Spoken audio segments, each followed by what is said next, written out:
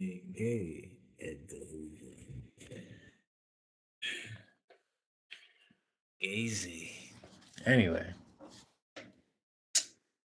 real quick look at these faggot motherfuckers, real quick. Want y'all to check your notice, okay?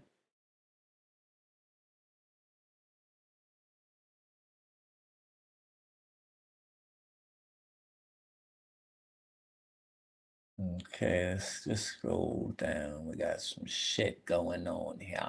Okay, so first of all, Hoover obtained a Bachelor of Laws from Georgia. No, I'm sorry. Let me read that over again.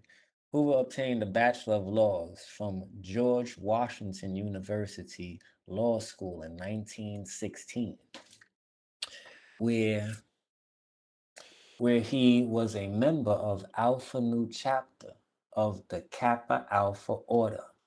hmm hmm A Southern fraternity that was born out of a desire to carry on the legacy of. Y'all can read the rest. But no, look at this. Flower of Southern Knighthood. Wow. The incomparable flower of Southern Knighthood. Mm, okay.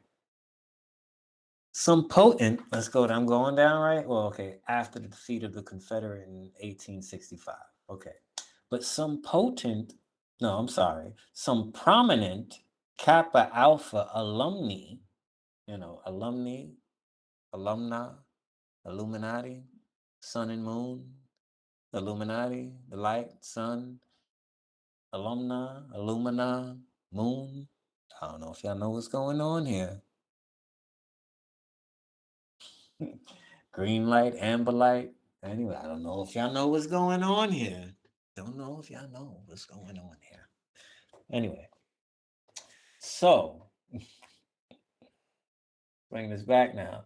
Some prominent Kappa Alpha alumni who had an influence on Hoover's future beliefs included author Thomas Dixon and John Temple Graves. Hoover graduated with a LLM, which is a Master of Laws, okay, in an advanced postgraduate academic degree.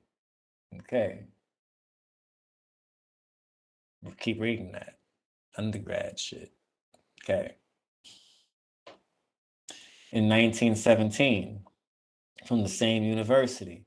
While a law student, Hoover became interested in the career of Anthony Comstock,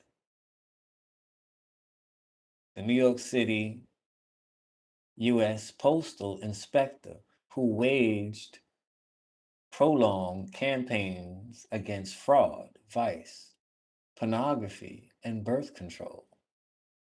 Mm, mm, mm-hmm, mm-hmm. Okay, so get into Thomas. First of all, let's go ahead. So we know we're dealing with some Greek fraternities. Okay?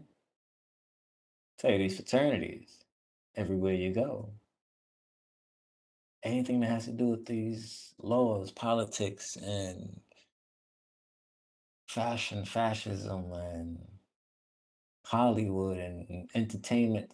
Yeah, they all in these things. News reporters, your writers, journalists. Yes, exactly. This is how every bit of information is controlled. But anyway, yeah, look at this. Kappa Alpha. Okay. And I want you to go down here. So, Ka is 1/3 of the Lexington triad, along with Alpha Tau Omega and Sigma Nu. The founders listed Robert E. Lee. Yeah, all right. Y'all read the rest. Okay. spiritual founder of the order by John Temple Graves. Okay, anyway, but yeah.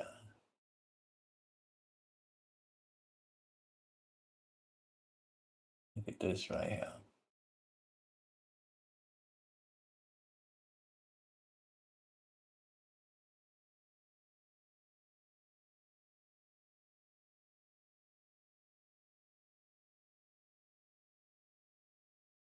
Just pause the screen.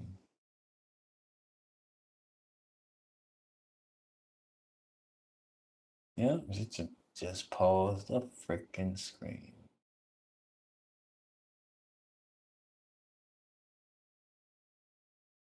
Philanthropy. Say these words. Hegelian dialect, Cecil Rhodes, Albert Pike, Odd Fellow type shit.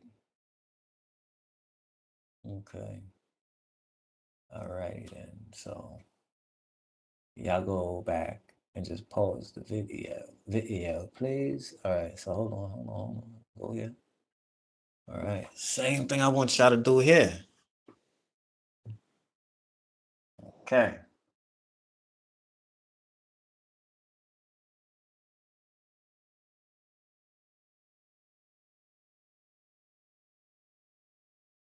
Yeah. Same thing here. I need y'all to go fucking look at, pause the page.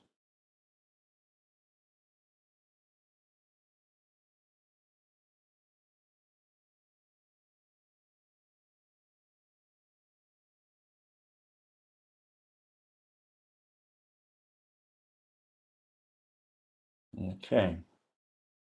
Now we're gonna get to this guy. Okay.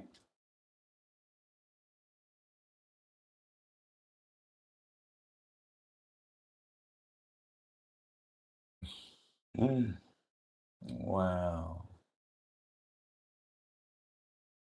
Now let's get to here. Second clan. In 1915, the second clan was founded atop Stone Mountain, Georgia, by William Joseph Simmons. Stone Mountain. Okay. Jacob, Ishmael. I got a spot out there. Anyway.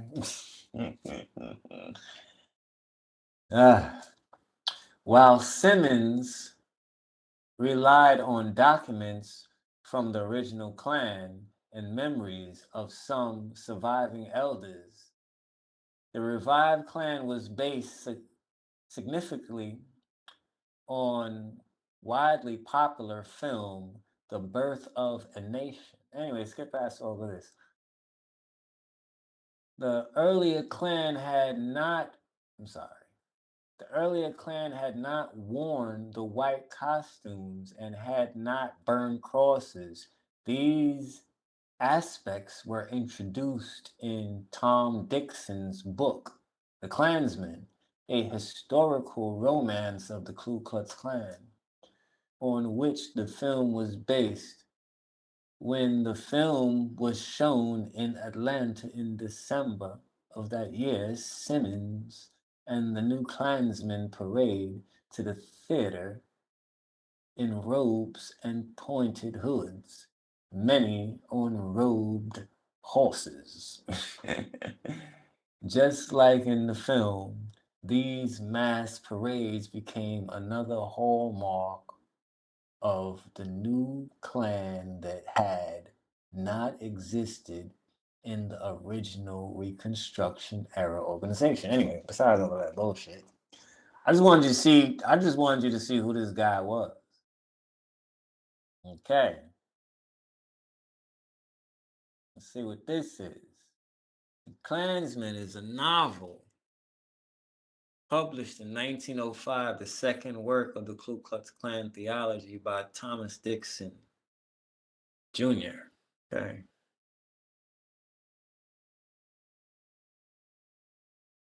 The leopard spots.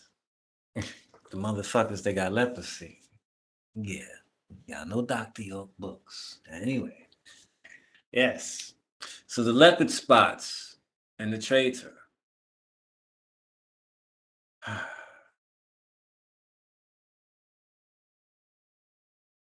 Yep.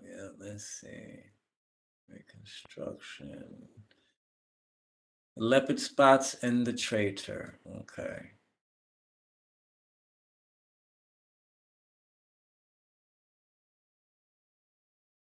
Dixon wrote The Klansman in support of racial segregation, as it showed free blacks turning savage and violent, committing crimes such as murder, rape, and robbery far out of proportion to their percentage of the population. He claimed that 18 million Southerners supported his belief. Dixon portrays the racial Republican Speaker of the House, Austin Stoneman, based on Thaddeus Stevens from Pennsylvania, as a, y'all could figure that word out, rapacious, rap, rapacious, rapacious, vindictive race traitor, mad with power and eaten up with hate. His goal is to punish the Southern whites with their revolution against an oppressive government, the Union, by turning the former slaves against the white Southerners and using the iron fist of the Union occupation troops to make them the new masters. In Dixon's characterization, the Klan's job is to protect white Southerners from the carpetbaggers. Wow. And their allies, black and white. Did you hear that? The Klan's job to protect white Southerners from carpetbaggers and their allies, black and white. Yeah, black and white.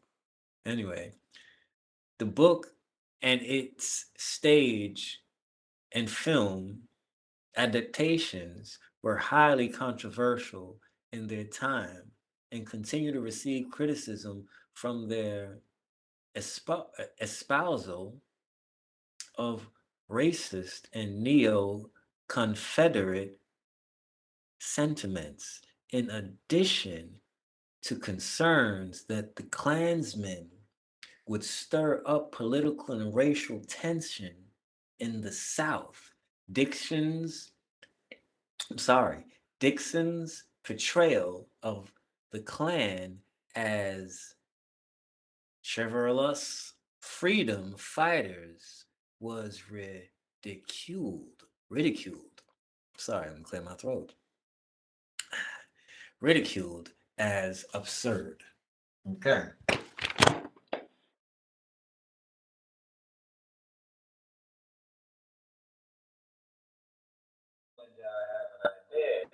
Okay, this guy, all right, and the flag of the Ku Klux Klan. Okay, but anyway, so J. Edgar Hoover, bang. Go down a little bit more. Y'all can read all of that other stuff there too. Pause the page, you know. But it's the part I wanted to get to. So you got the civil rights group and stuff like that. See, I could pause all of that too and read all of that. Okay. Okay. So, but it's the part I really wanted to get at right here. Okay.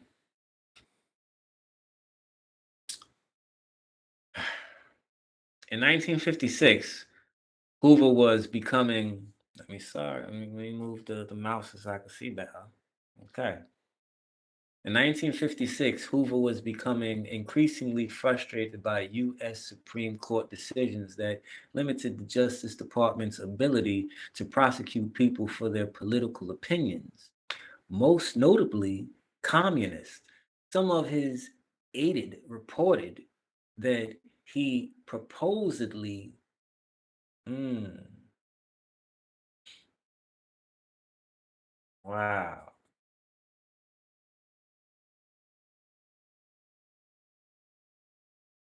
I'm just thinking about that. I want y'all to think about that because I've been telling y'all about this for the longest. Okay. He wanted to prosecute people for their political opinion, notably communists, but I'm not worried about that because I ain't a communist. But the whole point is that prosecute people for their political opinions. And further on, now we lead into things like RICO law, based upon opinions and assumptions and association, and created stories that the public will believe. So now you can falsely incriminate people. Anyway, so yeah, I want y'all to check that, and check that. Yeah, for real. Think about that. Okay. Anyway, some of his. Oh no, let's bring it back here. So some of his reported. Wait, some of his some of his aides reported that he purposely exaggerated the threat of communists to ensure financial and public support for the FBI. At this time, he formalized a covert dirty tricks program under the name COINTELPRO. COINTELPRO, counterintelligence. Okay, here we go. COINTELPRO was first used to disrupt the Communist Party USA, which Hoover ordered observation and pursuit of targets that ranged from suspected citizen spies to suspected citizen spies to larger celebrity figures such as Charlie Chaplin, whom he saw as spreading Communist Party propaganda. Okay, and later on, y'all know that this was used against black people and civil rights and all of that stuff. So, if y'all go check out the song by Hellraiser, you know, it's the intro to the album of Heaven Raiser. But check that out. But yeah, like he said, so ever since the gay boule merged with CIA, they killed the image of Pac and gave you Kanye. Well, yeah. Here we go. So when we talk about the boule, y'all need to know. And is this man, really fully white? Or is he black? Or is he boule? One of the mixed niggas out to stop his own people. Mm. But yeah, check into them fraternities because I need to go back and check out my documentary that I had a few years ago. Go look on my page, it's there. But just had to bring this up for y'all just in case if y'all don't know. All right then. Wally, Wally, Wally, Wally, Ollie, Ollie, Oxen, Free. Wadu. Yeah, this is a Asaru 9 ether, triple 9 ether, aka Killer Shiver, LSD, GOD, Top Op, wu-nuwaupu. Y'all know all of my names. You get what I'm saying? Sorrow triple nine ether. That's me. Sorrow nine ether. And I'm out. Why do people? Y'all know what it is. Free Dr. York. Why do?